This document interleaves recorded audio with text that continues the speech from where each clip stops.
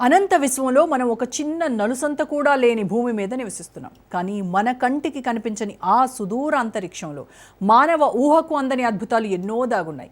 మన భూమి మీద ఉన్న మహాసముద్రాలన్నీ కలిపినా అవి ఒక చిన్న నీటి చుక్కలా కనిపించేంత భారీ జలరాశి అంతరిక్షంలో ఉందని శాస్త్రవేత్తలు చెబుతున్నారు. భూమికి బిలియన్ల కాంతి సంవత్సరాల దూరంలో ఒక భారీ నీటి మేఘాన్ని కనుగొన్నారు. ఇందులో ఉన్న నీరు మన భూమిపై ఉన్న సముద్రాలన్నింటికంటే ఏకంగా 140 ట్రిలియన్ల రెట్లెక్కువ. అసలు అంత నీరు అక్కడ ఎలా ఉంది? ఒక భయంకరమైన బ్లాక్ హోల్ పక్కనే ఈ నీటి నిల్వలు ఎలా సాధ్యం? అసలు విశ్వం పుట్టిన తొలినాళ్లలోనే జీవానికి ఆధారమైన నీరు అక్కడ ఎలా పుట్టింది? మహాజల నిధి వెనక ఉన్న ఆ మిస్టరీ ఏంటి?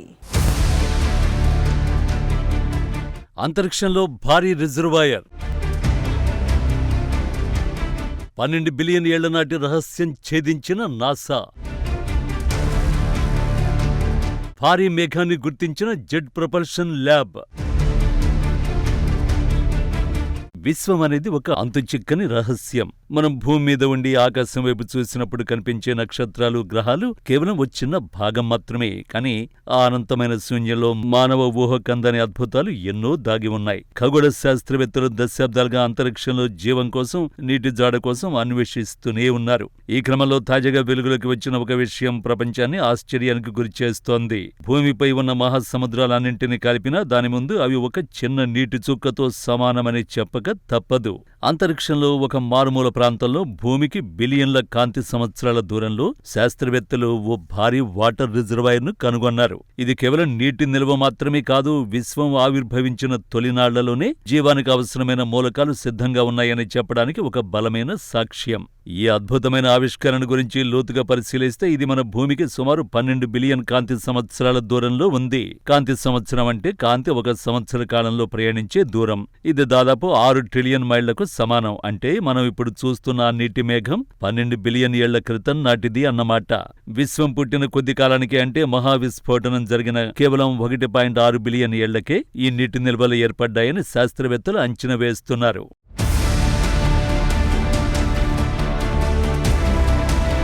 కాలిఫోర్నియాలోని పాసాడేనాలో ఉన్న నాసాకు చెందిన జెట్ ప్రపల్షన్ లాబొరేటరీ శాస్త్రవేత్తల బృందం ఈ అసాధారణ విషయాన్ని కనిపెట్టింది. ఈ మేఘంలో ఉన్న నీటి పరిమాణం వింటే ఎవరికైనా మతి పోవలసిందే. భూమిపై ఉన్న అన్ని మహాసముద్రాల్లోని నీటి కంటే ఇది 140 ట్రిలియన్ల రెట్లు ఎక్కువగా ఉంది. ఇంతటి భారీ జలరాశి అంతరిక్షంలో ఒక మేఘం రూపంలో విస్తరించి ఉండడం ఖగోళ శాస్త్ర చరిత్రలోనే ఒక మైలురాయిగా నిలిచిపోతుంది. ఈ భారీ నీటి రిజర్వాయర్ ఒక క్వాసార్ చుట్టూ కేంద్రీకృతమై ఉంది. క్వాసార్ అంటే విశ్వంలో అత్యంత కాంతివంతమైన, శక్తివంతమైన వస్తువుల్లో ఒకటి. దీని కేంద్రంలో ఒక సూపర్ మ్యాసివ్ బ్లాక్ హోల్ లేదా అతి భారీ కృష్ణబిలం ఉంటుంది. ఈ కృష్ణబిలం మన సూర్యుడి కంటే సుమారు 20 బిలియన్ల రెట్లు పెద్దదిగా ఉంటుంది. సాధారణంగా బ్లాక్ హోల్ అంటే తన దరికి చేరిన దేన్నైనా మింగేసే ఓ చీకటి రాక్షసిలా మనం భావిస్తాం. కానీ ఈ క్వాసార్ చుట్టూ ఉన్న వాతావరణం మాత్రం వేల ట్రిలియన్ల సూర్యులకు సమానమైన శక్తిని విడుదల చేస్తోంది. ఆ శక్తి వల్ల ఏర్పడిన వేడి వాయువుల మధ్య ఈ నీటి ఆవిరి మేఘం విస్తరించి ఉంది.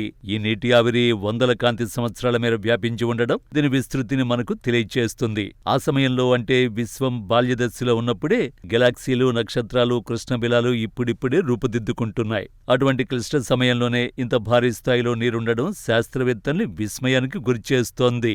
జీవానికి నీరు ప్రాణాధారం అన్న విషయం మనందరికీ తెలిసిందే. భూమి మీద జీవం పుట్టడానికి ప్రధాన కారణం ఇక్కడ ఉన్న నీరే. అయితే విశ్వం ఆవిర్భవించిన తొలినాళ్లలోనే, అంటే గ్రహాలు కూడా సరిగ్గా ఏర్పడని సమయంలోనే ఇంత పెద్ద మొత్తంలో నీటి ఆవిరి ఉండడం వల్ల జీవం ఏర్పడే పరిస్థితులు మనం అనుకున్న దానికంటే చాలా ముందే ప్రారంభమయ్యాయని అర్థమైపోతుంది.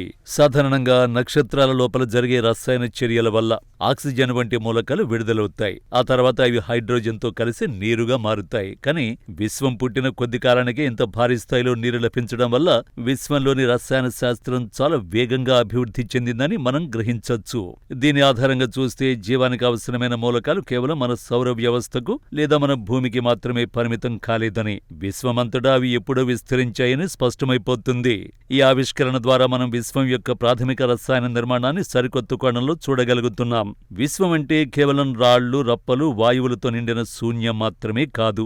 అది ఒక సంక్లిష్టమైన రసాయన ప్రయోగశాల అని ఈ నీటి మేఘం నిరూపిస్తోంది. 12 బిలియన్ కాంతి సంవత్సరాల దూరం నుండి ప్రయాణించి వచ్చిన కాంతి కిరణాలు మనకు గతకాలపు రహస్యాలను వివరిస్తున్నాయి. మనం ప్రస్తుతం చూస్తున్న ఆ నీటి మేఘం ఇప్పుడు కూడా అలానే ఉందా లేదా అనేది మరో ప్రశ్న. ఎందుకంటే మనం చూస్తున్నది 12 బిలియన్ ఏళ్ల క్రితం నాటి దృశ్యం. ఆ సమయం నుండి ఇప్పటి వరకు ఆ క్వాసార్ లేదా నీటి మేఘం ఎన్నో మార్పులకు లోనై ఉండొచ్చు. బహుశా అది కొత్త గెలాక్సీలకు లేదా గ్రహ వ్యవస్థలకు జన్మనిచ్చి ఉండొచ్చు. ఖగోళ శాస్త్రవేత్తలు ఈ ప్రాంతాన్ని ఇంకా నిశితంగా పరిశీలిస్తే అక్కడ గ్రహాలు ఏర్పడే ప్రక్రియ లేదా జీవం పుట్టుకకు సంబంధించిన మరిన్ని ఆధారాలు దొరికే అవకాశం ఉంది. ఈ అన్వేషణ మనకు ఒక ముఖ్యమైన విషయాన్ని గుర్తు చేస్తోంది. మానవులకు తెలిసిన విజ్ఞానం చాలా తక్కువ, ఇంకా తెలుసుకోవలసింది అనంతమని అనిపిస్తుంది. ఇంత భారీ నీటి రిజర్వాయర్ కనుగొనడం వల్ల భవిష్యత్తులో ఇతర గెలాక్సీలలో జీవం కోసం చేసే అన్వేషణకు కొత్త దిశ లభించింది. బహుశా విశ్వంలో మరెక్కడో మనకంటే పురాతనమైన అలాగే తెలివైన జీవరాశులుండే అవకాశం ఉందనే సంకేతాలను ఈ ఆవిష్కరణ ఇస్తోంది. నీరు ఎక్కడ ఉంటే అక్కడ ప్రాణం ఉండే అవకాశం ఉంటుంది. కాబట్టి ఈ 140 ట్రిలియన్ రెట్ల నీటి రాశి చుట్టూ ఏదో ఒక రూపంలో జీవం ఉండి ఉంటుందని శాస్త్రవేత్తలు బలంగా నమ్ముతున్నారు. అంతరిక్షం అంటే కేవలం చీకటి కాదు, అది అద్భుతాల నిలయం. ఈ నీటి మేఘం ఆ అద్భుతాలలో ఒక్కటి మాత్రమే. రాబోయే కాలంలో జేమ్స్ వెబ్ వంటి శక్తివంతమైన టెలిస్కోపుల ద్వారా ఇటువంటి మరిన్ని రహస్యాలను మనం ఛేదించొచ్చు. ప్రకృతి సృష్టించిన ఈ మహా అద్భుతం మనల్ని నిరంతరం ఆశ్చర్యపరుస్తూనే ఉంటుంది. మన ఉనికి కేవలం ఒక చిన్న గ్రహానికే పరిమితం కాదని, మనం ఈ అనంత విశ్వంలో ఒక భాగమని ఈ ఆవిష్కరణ ద్వారా మరోసారి నిరూపితమైంది. ఈ అనంతమైన విశ్వం మనకు నేర్పుతున్న పాఠం ఒక్కటే. మనం తెలుసుకున్నది గోరంత అయితే తెలుసుకోవలసింది కొండంతా అని. భూమి మీద ఉన్న నీటి కంటే లక్షల కోట్ల రెట్లు ఎక్కువ నీరు అంతరిక్షంలో ఉందనే నిజం మనం ఈ సృష్టిలో ఎంత చిన్నవారమో గుర్తు చేస్తోంది. బహుశా ఆ సుదూర తీరాల్లో ఆ భారీ జలరాశి చెంత మనలాంటి మరో ప్రపంచం ఇప్పుడిప్పుడే ప్రాణం పోసుకుంటుందేమో. కొన్ని బిలియన్ ఏళ్ల క్రితమే అక్కడ నాగరికతలు వెలిసిల్లి ఉంటాయేమో. ఈ రహస్యాలన్నీ కాలగర్భంలో దాగి ఉన్నాయి. ఖగోళ శాస్త్రవేత్తలు వేస్తున్న ప్రతి అడుగు మనల్ని మన మూలాల వైపు నడిపిస్తోంది. విశ్వం కేవలం నక్షత్రాల సమూహం కాదు, అది ఒక అద్భుతాల నిధి.